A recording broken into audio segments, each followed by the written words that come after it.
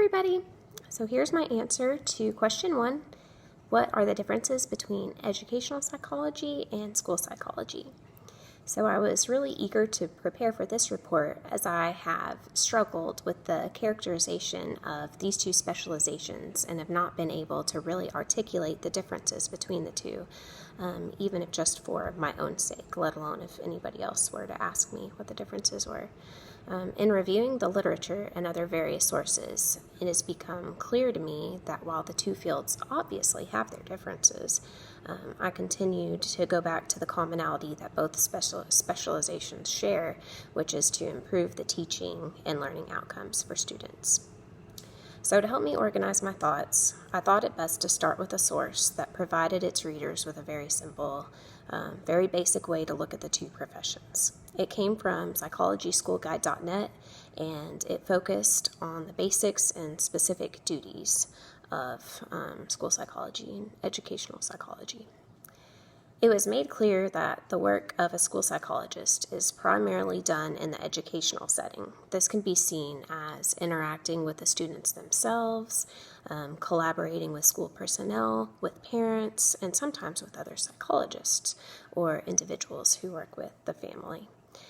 The school psychologist is physically in the school and classroom specifically, as this is where they believe, to have the greatest potential to help students and educators to be successful. So educational psychology, on the other hand, is more focused on studying theories that address educational problems and then either applying those theories or using them to guide their practices. The website explains that educational psychology works more with the principles and quantitative methods of psychology that can be used to improve the human learning process itself. And it goes on to explain that in educational psychology, the use of quantitative testing and measurement methods is quite common, and that educational psychologists may possess a background in using quantitative tools and methods to draw statistical inferences. So this goes along with what we learned from our Blackboard collaborative meeting earlier in the week when we discussed how educational psychologists do in fact give a lot of tests, may frequently record data, how they assist in developing tests and measures and the like, and that educational psychologists tend to be very good at methodology. So next, I went through the extensive history that has helped the field to emerge. It was neat to read about the different individuals who have impacted educational psychology and also about the historic events that prompted growth, such as when intelligence tests became more widely accepted after their repeated use on immigrants who made their way to Ellis Island, for example. So as I went through the other various resources that I had collected, I noticed a recurring theme that had to do with the controversies surrounding the responsibilities and roles that are or that should be held by both of the specializations. This was of particular interest to me as I noticed that I began to merge these ideas with what I currently know about school psychologists based on my previous experiences and interactions with those with whom I have worked. I then began to think about how I will take this information and apply it to my career as an LSSP based on what I believe will be in the best interest of the schools in which I work, and that is also aligned as closely as possible to the best practices of school psychology. The issue of how much time should school psychologists spend in research was brought up several times.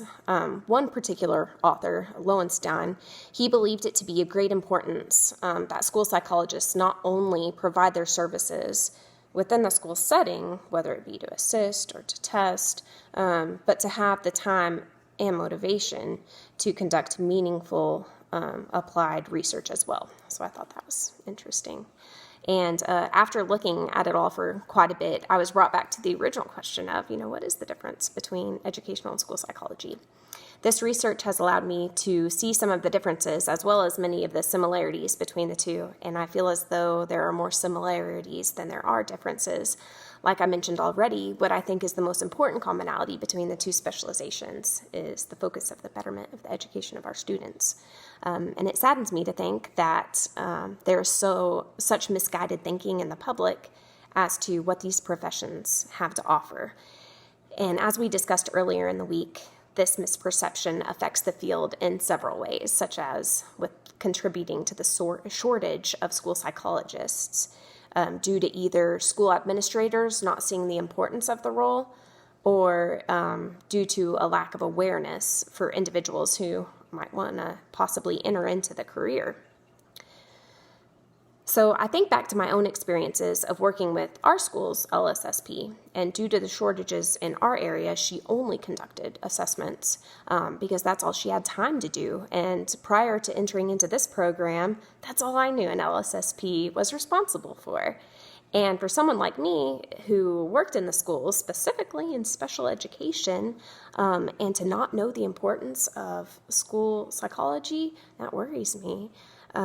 So I know that by writing this report, my own knowledge on the differences between the two specializations has grown greatly, and it is my hope that my ability to explain the roles and importance of psychologists in the field of education with accuracy and effectiveness will only continue to improve. And hopefully, I can help to be a part of the solution to spreading the awareness that is so needed. All right, thanks.